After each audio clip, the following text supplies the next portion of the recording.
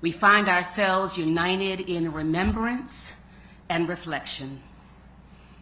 We stand in the shadows of a past marked by the tragic collapse of the Francis Scott Key Bridge, the memory of which has left an indelible mark on our hearts and our history.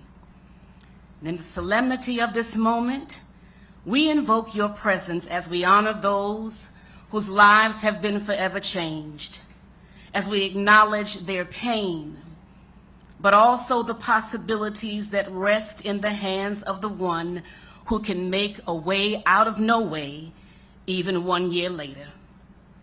There are many reasons why we have gathered today. We came to pay homage to the ones who paid the ultimate price of their lives on that fateful day. We came to call their names. We came to call Alejandro's name. We came to call Carlos's name. We came to call Jose's name. Oh, we came to call the names. We came to call Miguel and Maynor and Liam. We call their names because their names hold meaning and memory. We call their names because they are still missed. We call their names because they are still loved, and we call their names because they are still remembered. We are grateful this morning for the resilience that resides in the people of this great state. And we came in a spirit of thanksgiving for the families of our 6 heroes, for the first responders, for every responder, for this administration, and for those who worked tirelessly to do in 11 weeks what they said would take 11 months. And we say, thank you. You made us believe in the power of the one that is able to make the impossible possible. For our esteemed Governor Wes Moore, who led the way with tenacity, and Lieutenant Governor Aruna K. Miller for standing in the gap, thank you. We have come to give thanks for every deed, seen and unseen, every kind word and listening ear, known and unknown, for every human and every holy act of grace that has brought us safe thus far, and that same grace will lead us on. Amen.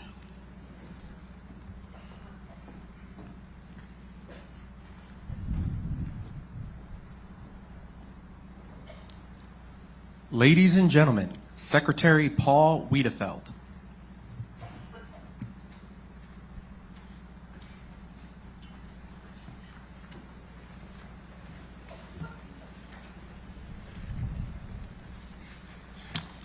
Good morning, everyone. Thank you for joining us on this somber morning. We are here to commemorate the devastating collapse of the Francis Scott Key Bridge and to remember the 6 dedicated roadway workers who lost their lives. I think about these men and all of our roadway workers who maintain Maryland's transportation system.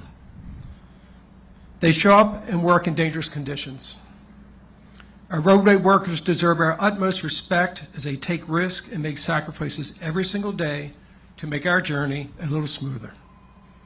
1 year ago, many of us woke up to a phone call and the disbelief that the gateway to Baltimore was gone. It was clear from the wreckage blocking the shipping channel to the Port of Baltimore that the cleanup would take time and immense coordination. Lives and livelihoods would also be impacted. Looking back on those first 72 hours, so much was happening all at once. But thankfully, Maryland was extremely fortunate to have a leader with the experience to steer us through the crisis, with the strength, the confidence, and clear direction. Governor Moore kept us focused on the mission at hand while also thinking of the people who were impacted. We're also fortunate to have such a strong partnership with our federal, state, and local leaders who worked in lockstep to ease the fears and provide best response. Through this incredible partnership across the public and private sectors, we helped bring closure to the families, supported impacted workers and businesses, and reopened the shipping channel. And now work is well underway on the governor's 4th directive to rebuild the bridge. Governor Moore unveiled the new design last month, and pre-construction activities are underway. Demolition of the remaining bridge structure will happen later this year, followed by the start of the construction of the new bridge. Let me close by expressing my immense pride in the employees of the Maryland Department of Transportation. From the quick and heroic actions of the Maryland Transportation Authority police and dispatchers who stopped traffic on the bridge and saved lives. The MDTA's Executive Director, Bruce Gardner, and Chief Engineer, Jim Harkness, who continue to work tirelessly behind the scenes to build the new Key Bridge. And also want to thank the Port of Baltimore's Executive Director, Jonathan Daniels, and our partner, Ports America Chesapeake, who helped keep the port open for business and workers on the job. Across the entire department, MDOT remains dedicated to delivering and maintaining a safe, efficient, and reliable transportation system for all. Thank you again for joining us this morning.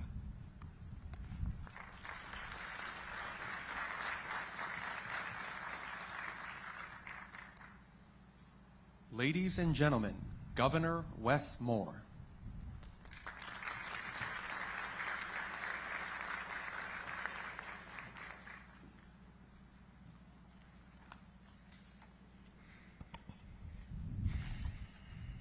I want to thank everyone for being here.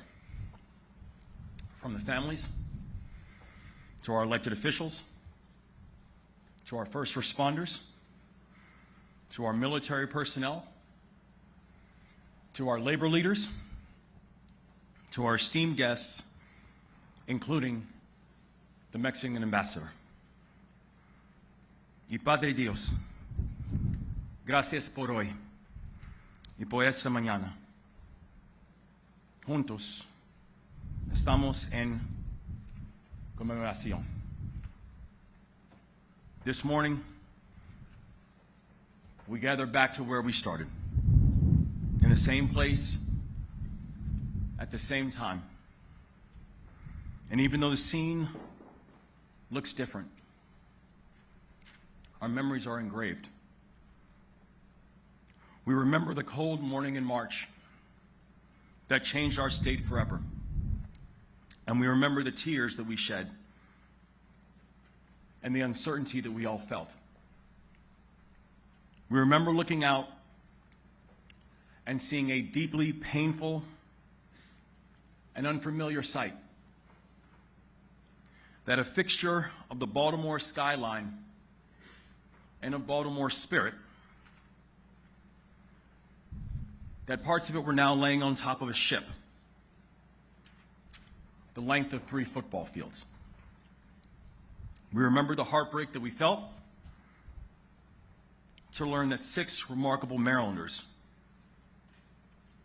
who had been working while we slept, 6 patriots who endured the rattling of cars and trucks so the rest of us could be safe, that they were now unaccounted for.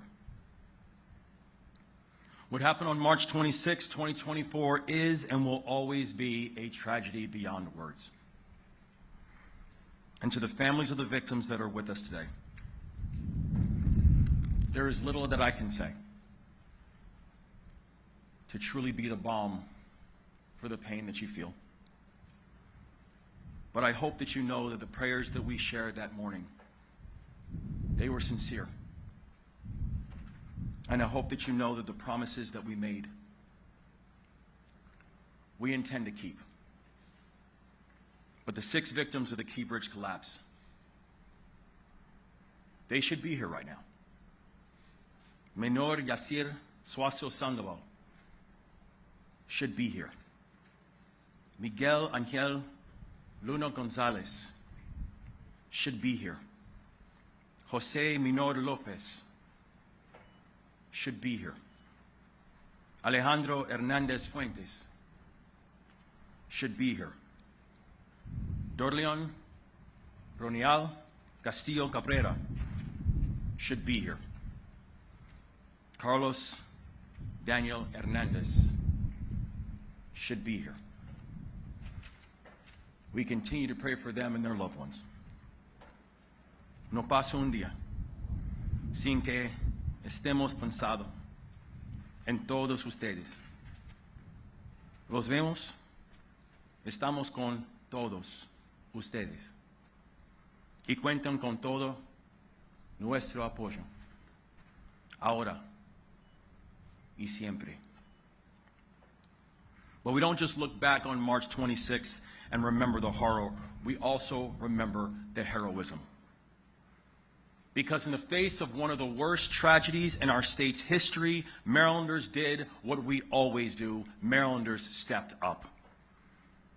Our first responders, who didn't ask who was on the bridge before they dove into the water. Our firefighters, who didn't demand specifics before they rushed to the scene. Our officers who didn't ask for instructions before they put their bodies in the way of traffic to keep drivers from meeting a fatal journey in the black of night. Our service members, our Coast Guard, our Army Corps of Engineers, Navy Soup Solve, who didn't ask who was in trouble before they kissed their loved ones goodbye and traveled to Baltimore to do their duty.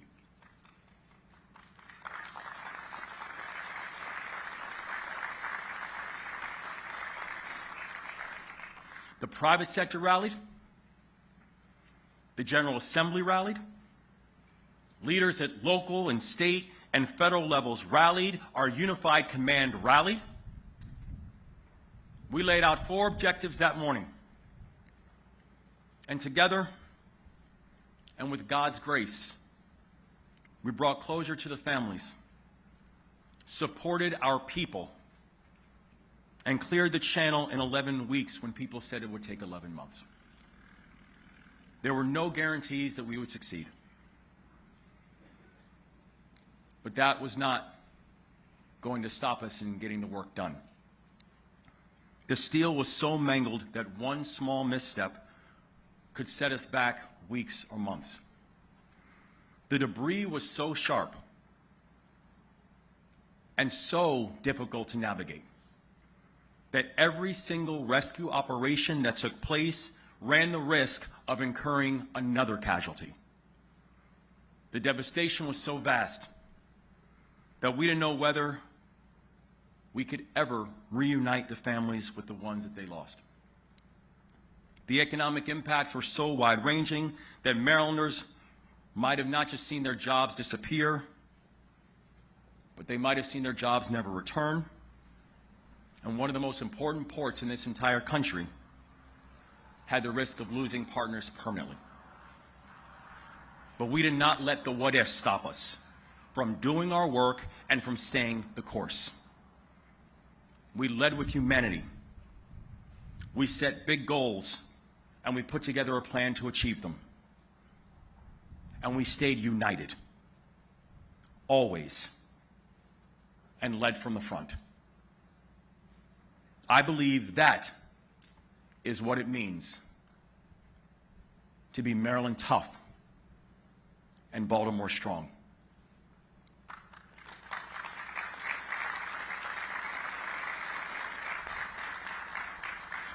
To look danger and uncertainty in the face and know that we will never flinch. To answer a moment of crisis with genuine courage, to help each other when one of us gets knocked down. It's who we are. It's who we'll always be. And I know that soon, after accomplishing the first 3 objectives, we will accomplish the 4th, which is Marylanders of this generation and the next will look up and once again see the Francis Scott Key Bridge standing tall, and you have my word on that.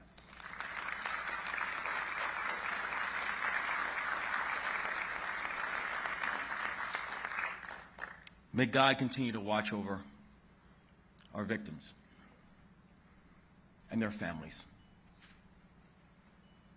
and our team and this great state. God bless you all.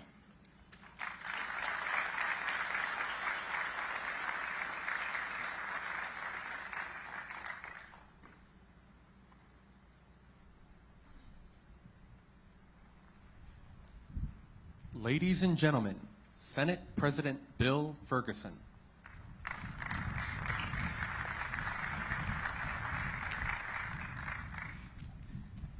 Good morning. Mr. Governor, I have to admit I am more emotional than I expected this morning. Pulling up today and seeing this span immediately took me back to that moment in a way that I cannot even fathom the families of the victims of this horrible tragedy are feeling.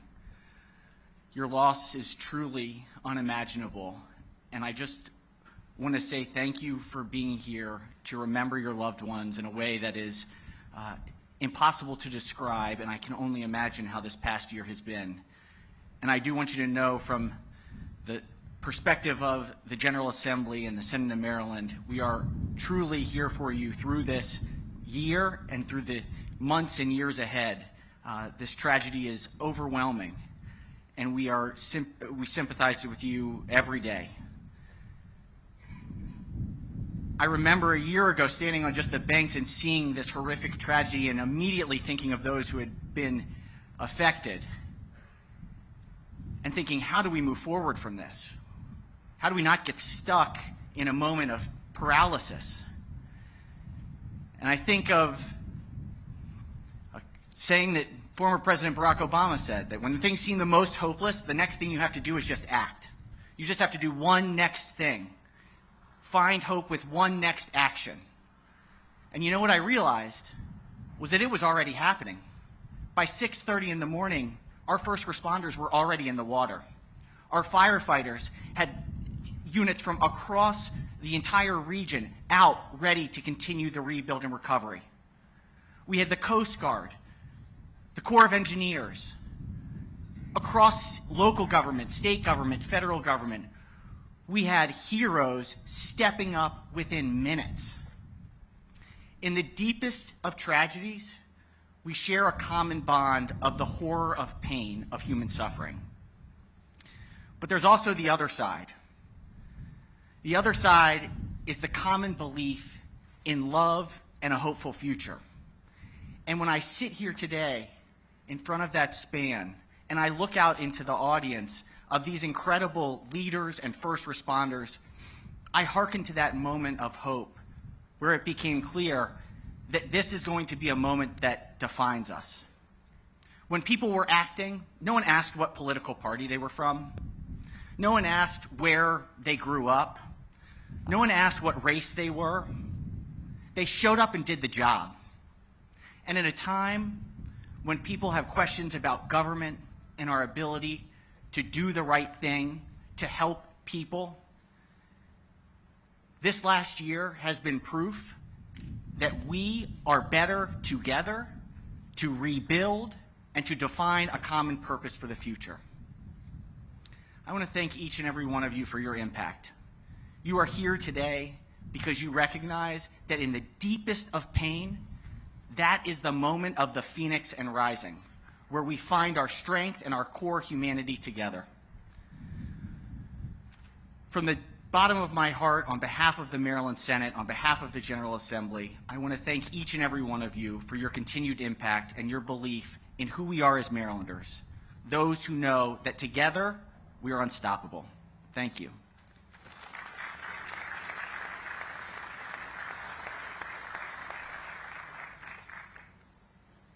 Ladies and gentlemen, Senator Chris Van Hollen.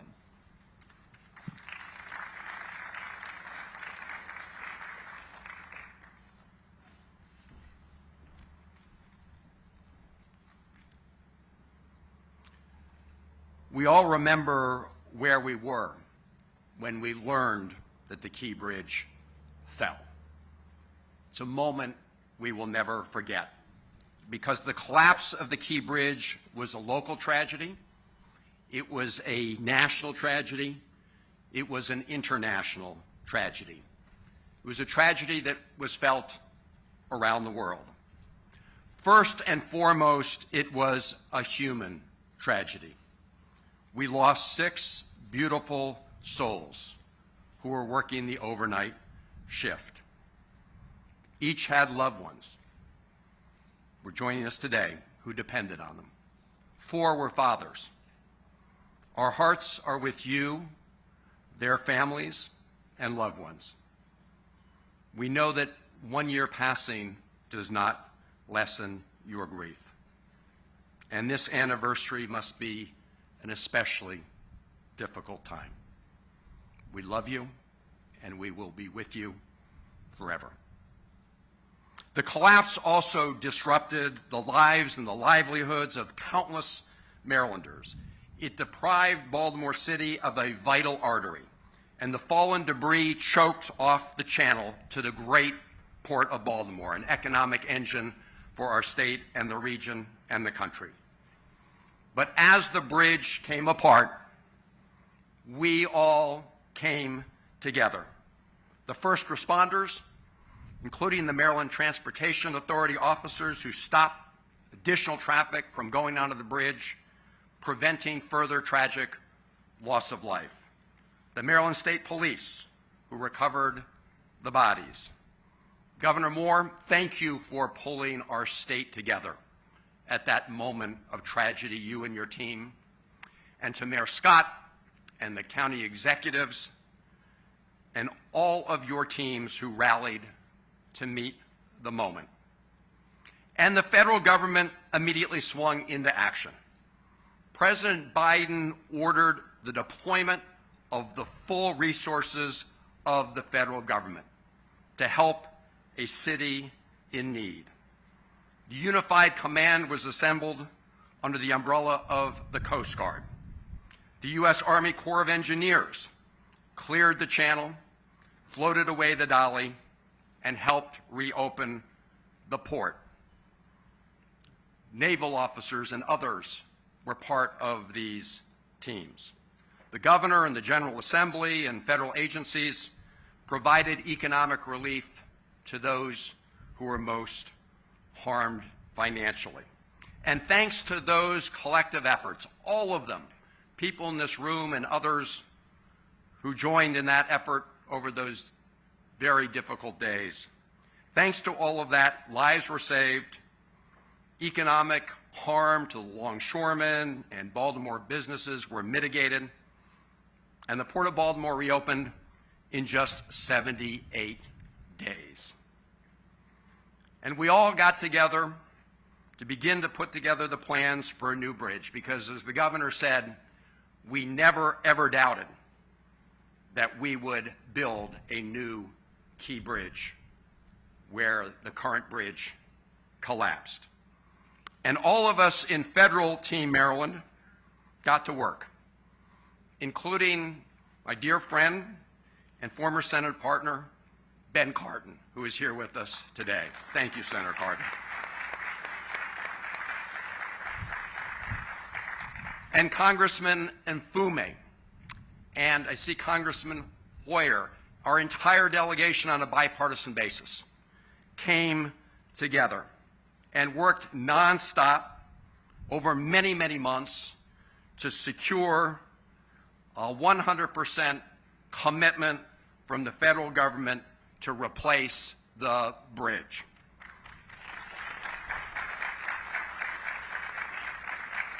And last night, on the floor of the United States Senate, my new partner in the Senate, Senator Alsher Brooks, and I thanked our colleagues from around the country because they did what we would hope every American would do at a time of need. They stepped up to help a great city and a great state. This all-hands-on-deck effort upholds a tradition that lies at the foundation of our union. When disaster strikes any one state or city, all of the rest of us should rally to assist. It's all for one and one for all. Now, the governor and Secretary Wiedefeld and their teams have unveiled a new design, and permitting is underway. As the governor said, we will make sure a new key bridge rises from this disaster. Out of this tragedy came unity. Unity of purpose, unity of action. Let us maintain that spirit of unity as we in Maryland meet the challenges ahead. God bless you all.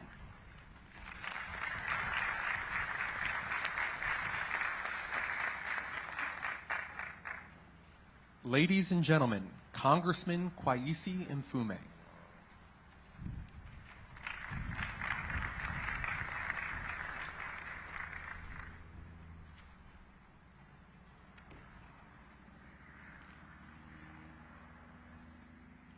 Good morning. I want to first, if I might, properly so, just share with these families the fact that you have been in our hearts and on our minds every day since this tragedy occurred.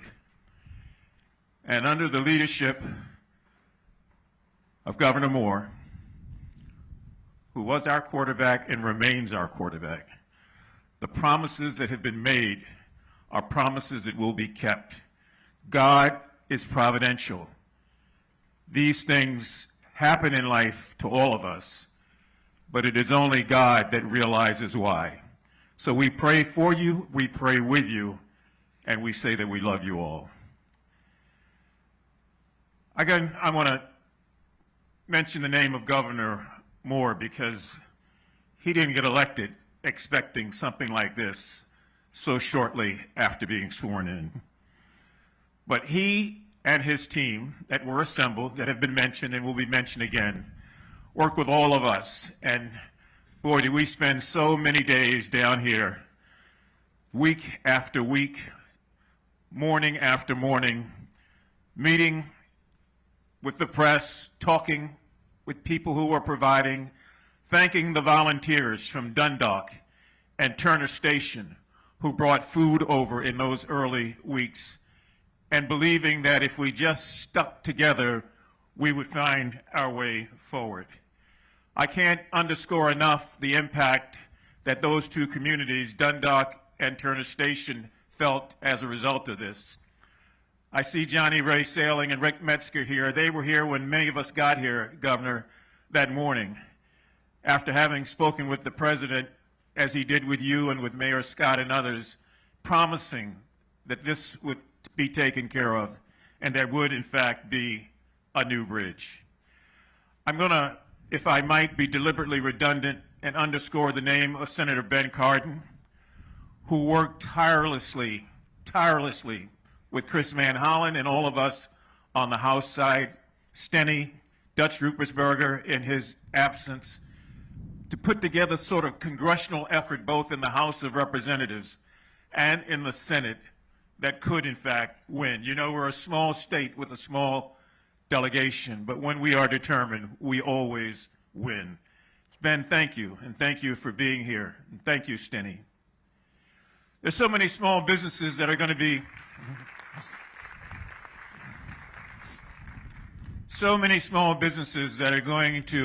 be meeting later today. That impact cannot be underscored enough. The truckers, the people who carried the food, the International Longshoremen, Local 33, Scott Cowan, and all those men and women that we met with on the docks day after day after day to try to figure out how commerce would start up again. Gwen Williamson and all the many people who've worked 20 and 30 years at the port, none of whom knew what was going to happen. I'd be remiss if I didn't thank the Coast Guard, the Army Corps of Engineers, Colonel Pinchason in her absence, for all that she did to hold us together and to help us through that period.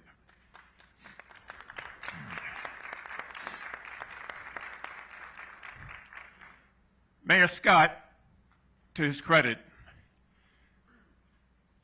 put so much into this effort to keep the city of Baltimore and the county of Baltimore lockstep. He and Johnny O at the time were here every day doing that.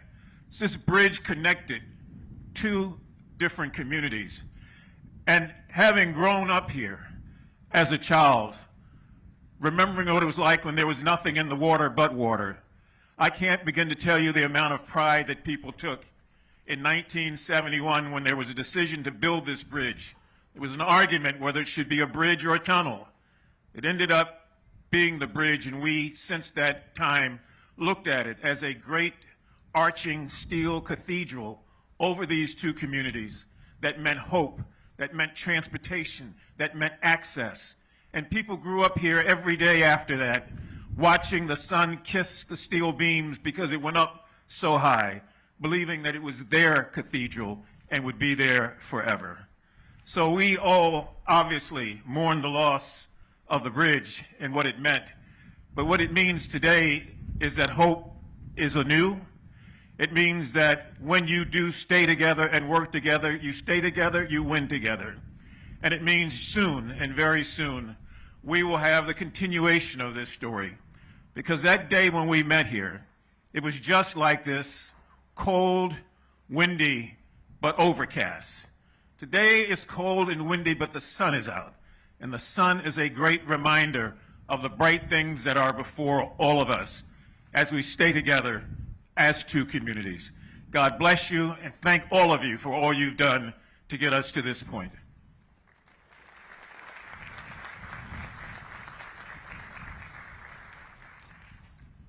Ladies and gentlemen, Congressman Johnny Olszewski.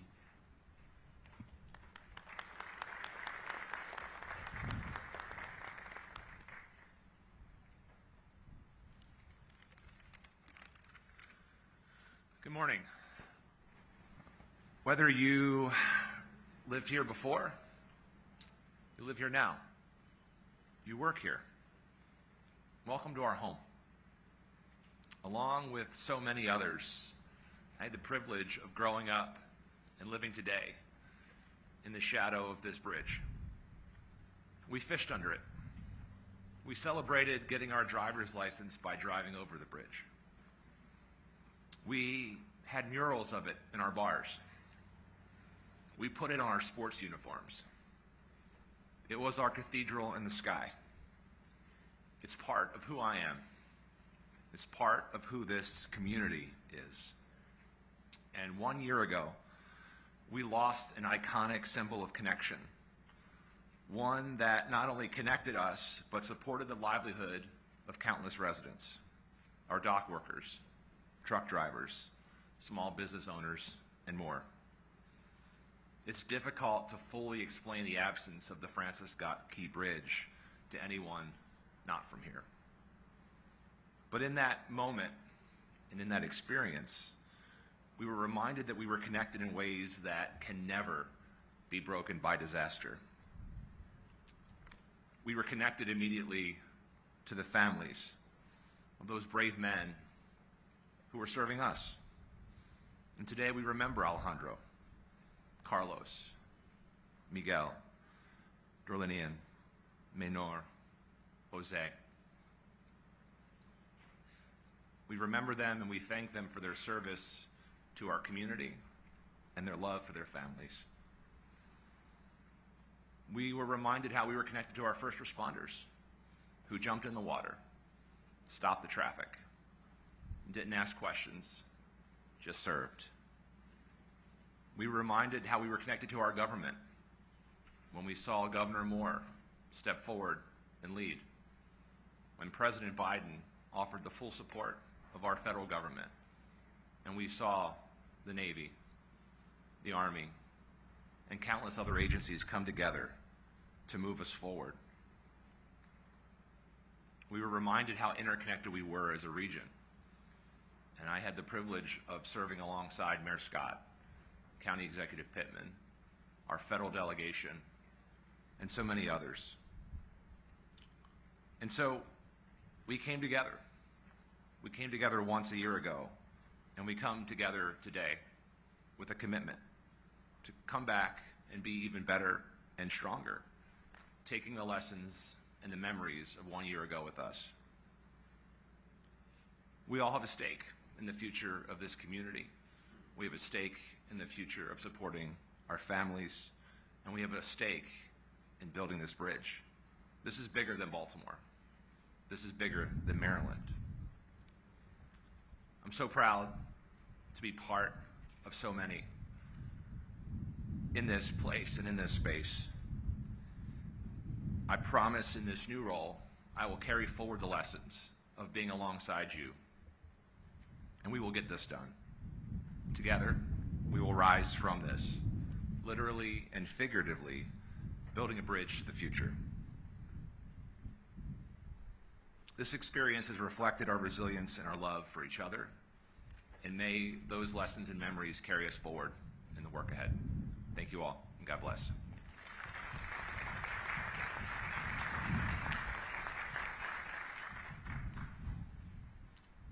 And now, a musical selection by the Baltimore Symphony Orchestra.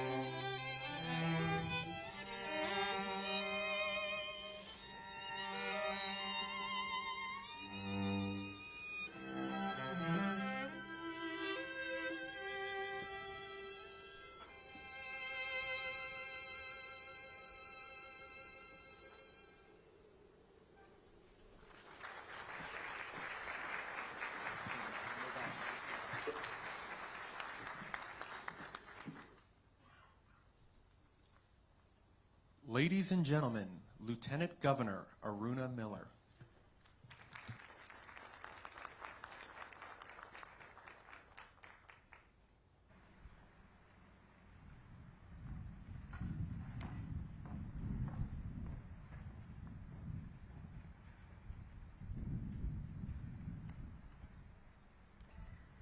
Thank you to the BSO for that beautiful music that you just played.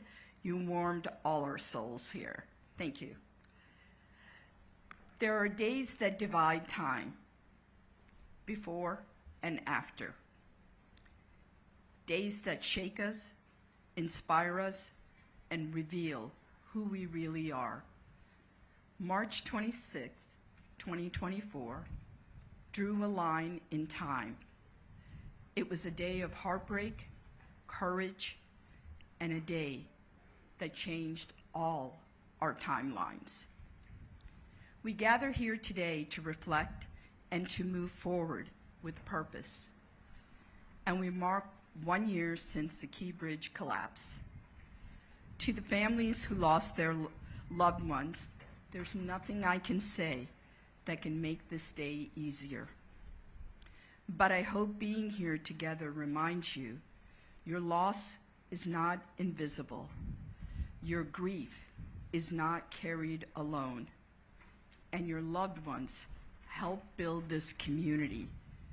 They shaped its story. They shaped our story. And while they may no longer walk amongst us, may they rest in peace, and may they live through each and every single one of you. To Julio Cervantes Savarez, the sole survivor of the collapse, you are the light that shines through the darkness that you endured. We pray for your continued strength and for your heart to heal. To Governor Moore, in one of Maryland's worst maritime disasters, you met crises not with hesitation, but with purpose. You reminded us that leadership isn't loud. It's steady, it's measured, and it's rooted in service to others. To our first responders, Unified Command, the MDOT labor team, and members of the Moore-Miller administration. You met the moment working tirelessly day and night. Your dedication didn't just steady our state, you raised the bar for a world that watched.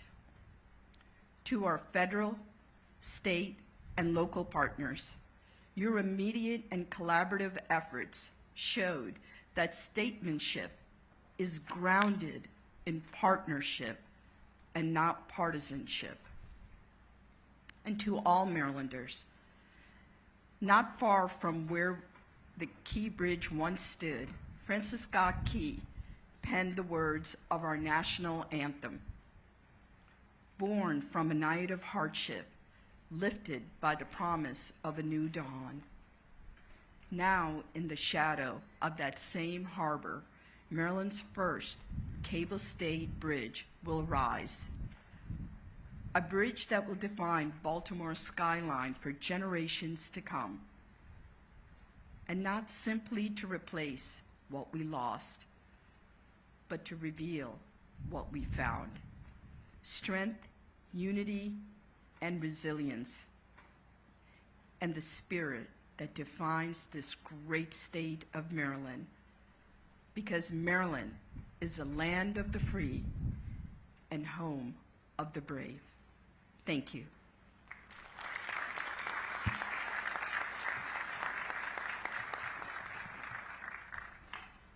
Ladies and gentlemen, U.S. Coast Guard Rear Admiral Shannon Gilreath.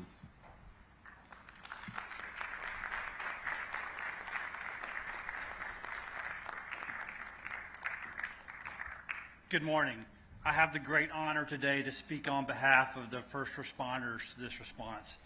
And I want to start by acknowledging the families Colonel Pinchason said it way better than I can today, but our thoughts, prayers, and condolences are with you, especially during this week.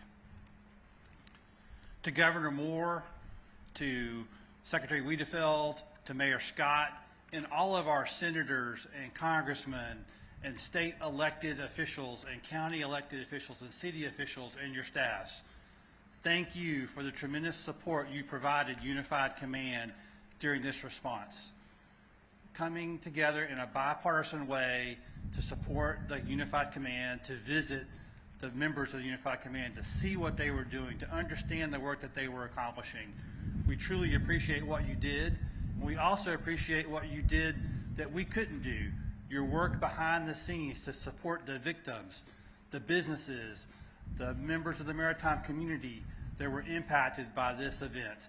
Thank you for that support, because that truly eased some of the pressure on the Unified Command. To the more than 1,500 first responders from 55 agencies and organizations who responded to this event and were part of Unified Command, thank you from the bottom of my heart for your hard work, your incredible dedication that you displayed throughout the response. What you accomplished recovering the victims, removing the bridge debris, opening alternate channels, removing the ship, and restoring the Port of Baltimore was simply amazing and serves as a testament of power to the unity of effort. There's no single entity that can respond to an event like this by themselves. No entity has the authority or the resources to do this by themselves. You have to do this together. And the Unified Command represents that opportunity to do that together. And I'm so proud of that unity of effort you displayed. You accomplished things on a timeline that no one was imagined was possible. You removed thousands of tons of steel and concrete from the waterway and recovered the victims and reopened the Port of Baltimore in a time that no one thought was imaginable. I want to say a special thank you to a handful of individuals who worked tirelessly within Unified Command. They truly led their organizations. These are the real heroes of the Unified Command. Captain Dave O'Connell of the Coast Guard, Colonel S.D. Pinchason of the Army Corps of Engineers, Jeff Donahue of the Maryland Department of Environment, Jim Harkness of the Maryland Transportation Authority, Colonel Roland Butler of the Maryland State Police, and Chris James of Witt O'Brien's. Your leadership, dedication, and willingness to work with others modeled the unity of effort that we so much needed. I truly appreciate everything you did. And there's one other individual who worked with inside the Unified Command that I must recognize, and that's Mr. Paul Hankins from Navy Supervisor of Salvage. I see you out there, Paul. Paul, the work that you did with the salvers and the divers to coordinate those efforts truly made a difference. Governor Scott, or Governor Moore, Lieutenant Governor Miller, thank you for your individual leadership during this response. Thank you for the amount of time that you spent inside the Unified Command, visiting with people, walking the floor, getting out on the small boats to see the conditions they were working in. Thank you for that unqualifying support and the love you showed those members of that team. And thank you particularly for your emphasis on safety, as not a single first responder was hurt during this event, and that's a testament to your leadership.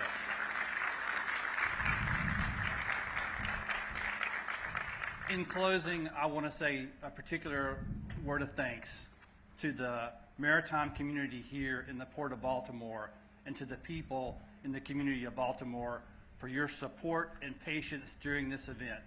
You met every possible need we